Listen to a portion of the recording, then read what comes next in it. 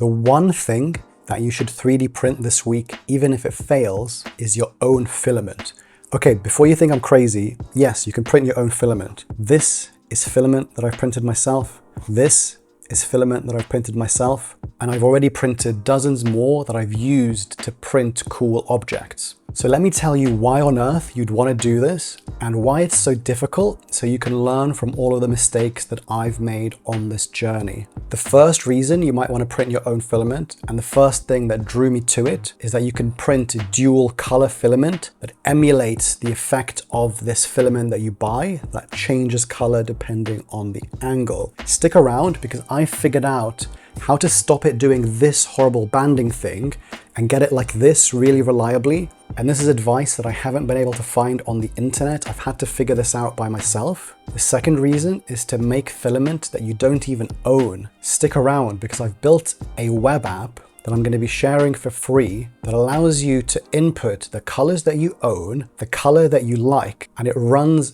pigment mixing simulations to tell you exactly what to combine in what proportions to make the color that you want.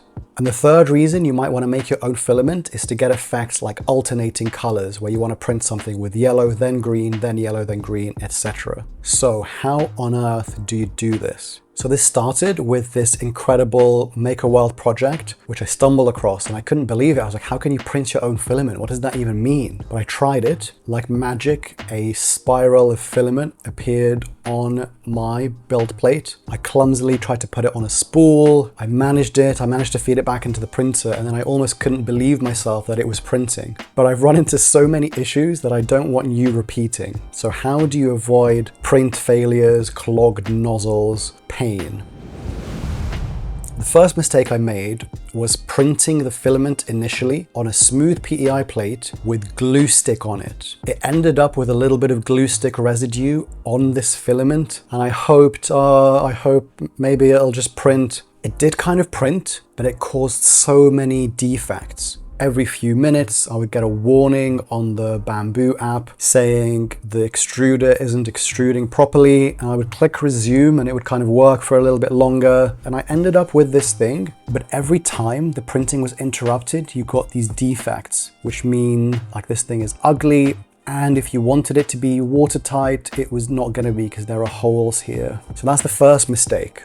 Don't print onto glue. So I switched to the textured PEI plate because it has less of a need for glue. I was worried about the texture ruining the filament and having similar issues, but I've had much more luck with that. So no glue, textured plate is fine. The best thing, if you want like a gold standard, you don't want to take any chances, is to wash the glue off of your smooth plate if you have one. Print onto the smooth plate in PLA only so you don't damage your plate.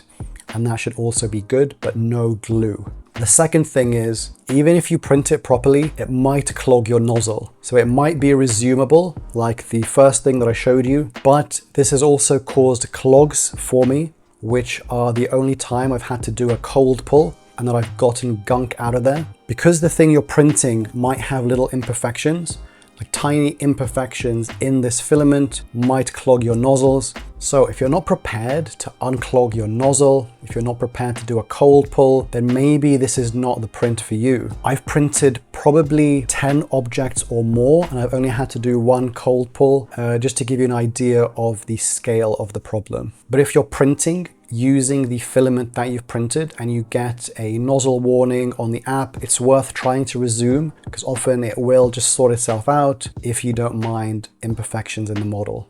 And my third piece of advice is to print these tiny spools that you can use to fit multiple mini spools onto one Bamboo reusable spool, and these make winding it much easier. So let me tell you about how to wind this. So the first time I tried to do this, I tried to make it very neat because I was worried about the color flipping or something, and I took ages. But then you have so much filament that it has to become messy anyway. And what I found is that it's very good at remembering the orientation. So even if you wind it messily, it will still be oriented correctly. So this I wound very messily. You can see that's dark blue and that's a lighter blue, and that's very consistent.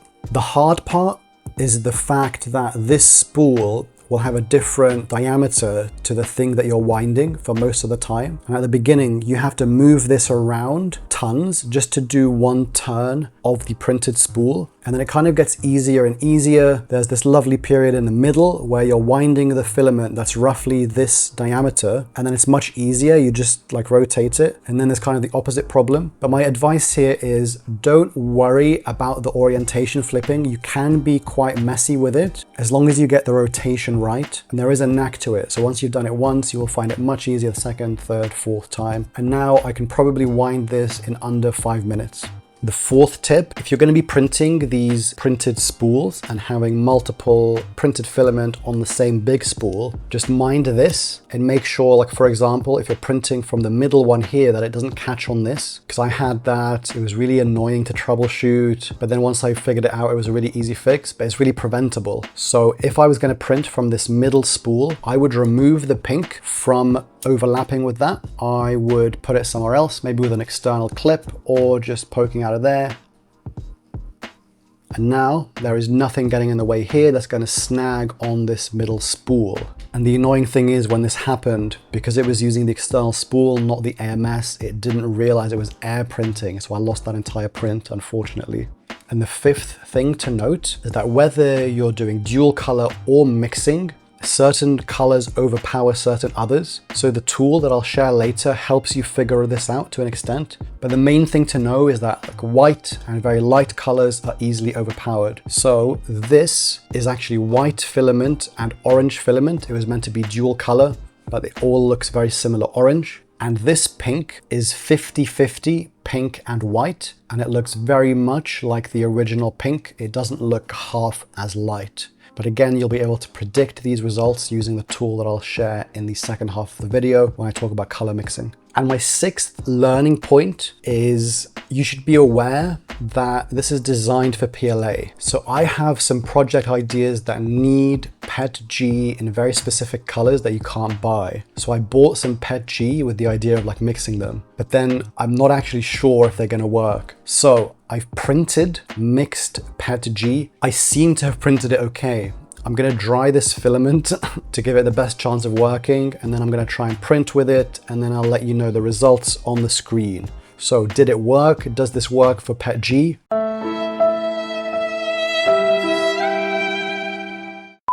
Just be aware that it's designed for PLA. Now let me tell you what I've learned about printing dual color filament. You can also do 3 color, 4 color, and then later I'll also tell you about printing a mixture of colors that you already have. So printing multi-color filament has 2 big problems that I found. One of them is that it might switch the direction halfway through the print. So that would have been very nice. That would have been very nice, but it happens halfway through. And this is actually dual color filament that I've bought, but I used it for a lot of experimentation, so I didn't have to keep printing spools before I could experiment. But this is a vase that's made with printed dual color filament. It's orange and blue, and you can see a very similar thing. So here there's a nice blue orange effect, but it's ruined by the bottom. And the second problem is banding. So even when the orientation is roughly right, you get this kind of effect where each layer goes between the two. Let me tell you what I've learned about both of these. So it took me a long time and a lot of wasted filament, but I did find how to fix this thing. And no one on the internet that I could see, like I Googled this a lot and no one else has solved this, I think. I can now get this kind of print really reliably, and this also works if you printed your own filament. I knew, or I suspected, it was to do with the path that the filament takes between the spool and the extruder. So I tried dry box, AMS, different slots in the AMS. I printed these little spacers that go on the PTFE tubes from the AMS to straighten them out, because I thought that might help it. None of that helped. The trick in the end was really simple. All you have to do is ditch the AMS light. It's annoying because you have to remove it off the printer if you have the top mount like I do. But if you just replace it with the spool holder that comes with the printer, it just solved this problem. And I think it's because the path between this and the extruder is much straighter. Now, the printer comes with this length of PTFE tubing. That's the perfect length that goes between here, well, the other side, but it goes between the spool holder and the extruder. And this is shorter than the PTFE tubing with the AMS light. So I tried like, oh, can you make it even a little bit shorter? So I printed this thing that's just a tiny bit shorter, and that's as short as it could be and still reach the first layer, you know? That didn't help. This is the perfect length, or this is the optimal length that I could find. It's the PTFE tube that comes with your printer. And if you bought an A1 or a A1 mini and you don't have the AMS, then you're just laughing at me, because I suspect your dual color has been coming out better this whole time, because this thing is so much less twisted than the tubes from the AMS. From the AMS, they're huge and they have to go up, and then they go into this choke point, and then there are these other spacers, and then there's 4, whereas this just gets the filament where it has to go. Yeah, so really simple fix, and you get this lovely effect reliably, even with printed filament. The second issue is banding. Again, I tried lots of things here. So the usual advice for optimizing multicolor filament is to have a thicker extrusion width and to use a wider nozzle if you can.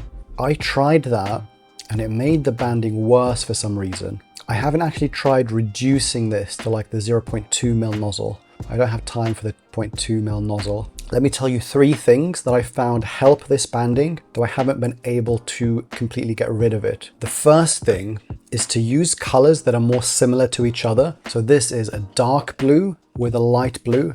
I think it works really well for this ocean inspired thing. Follow me on Maker World so you're notified when I drop this. But yeah, there is banding. You can see the bands, but from far away, it's much more subtle. If you weren't looking for it, maybe you wouldn't even notice it, maybe.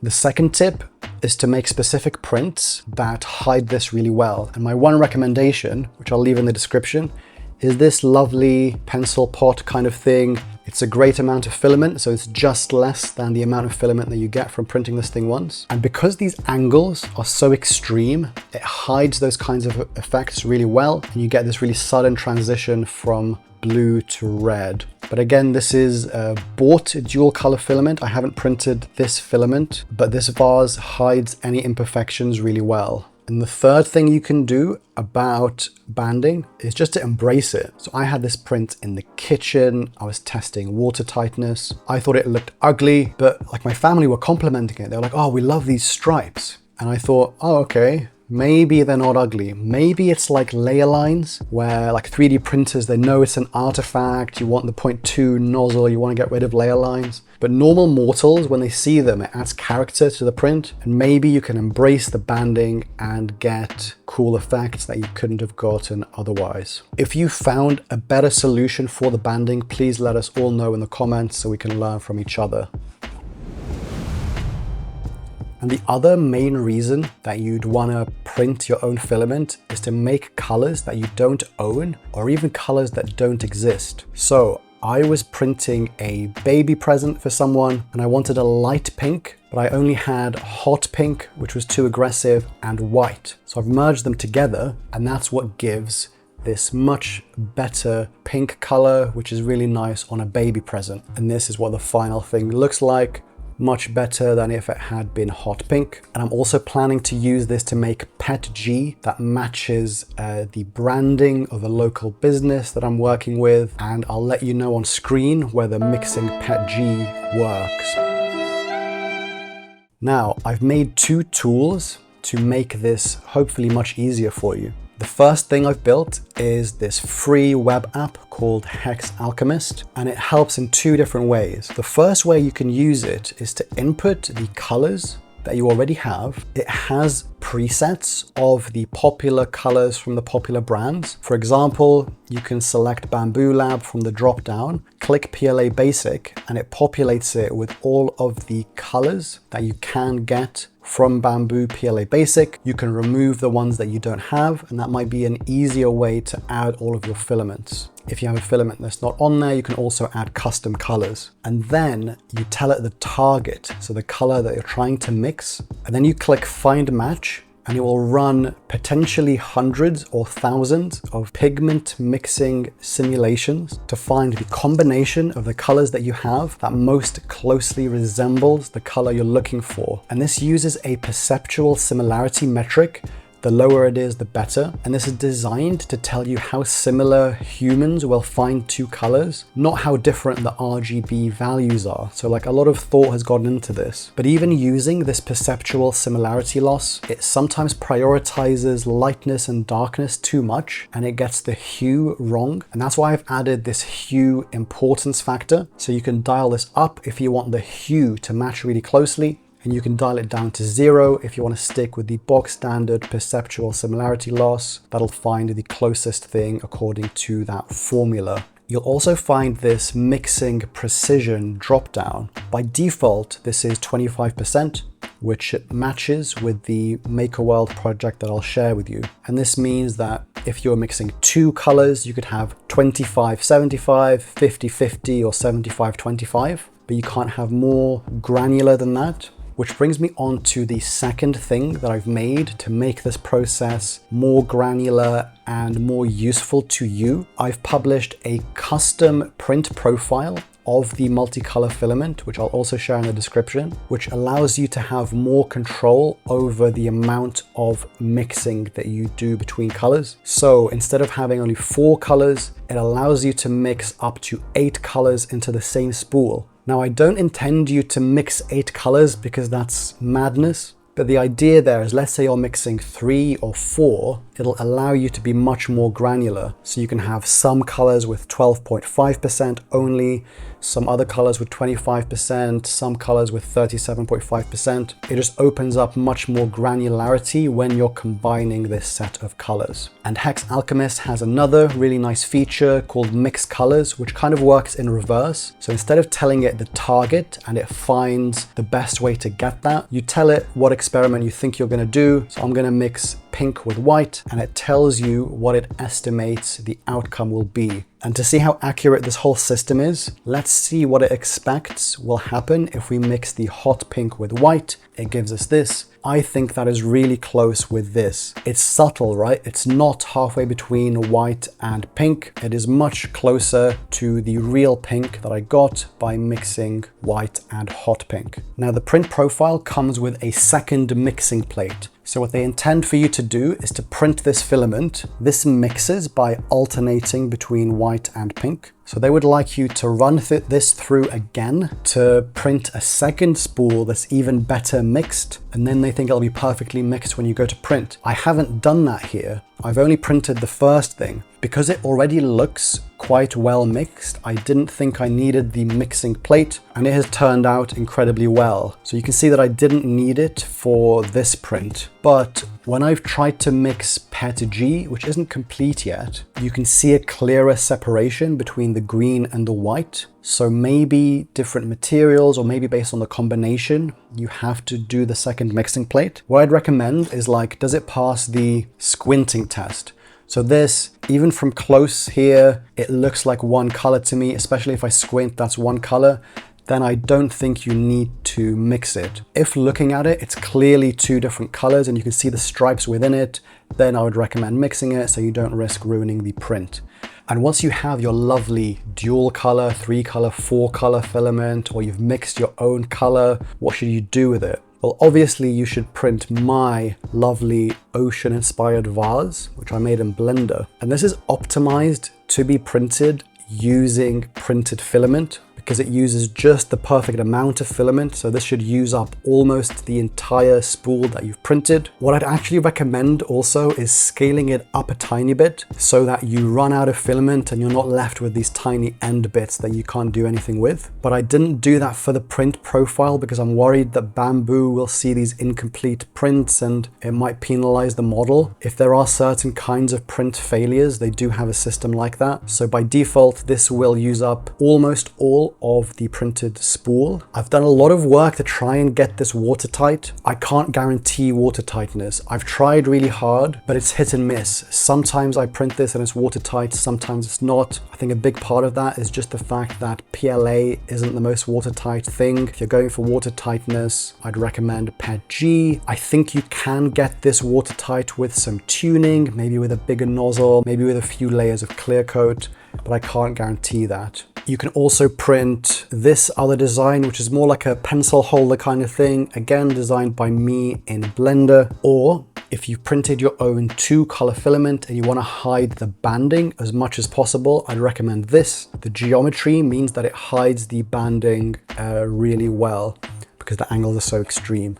I'd love to hear all of your experiences about the entire process from multicolor to mixing to Hex Alchemist, and I hope that you found this video helpful. If you like this style of video where you see the mistakes that I made so you avoid making them yourself, I'd really recommend these 13 things that I wish I knew before starting 3D printing. Or if you want to avoid even stupider mistakes, I'd recommend this, where I talk through my 9 stupidest mistakes in the hopes that I save some of you from making the same mistakes.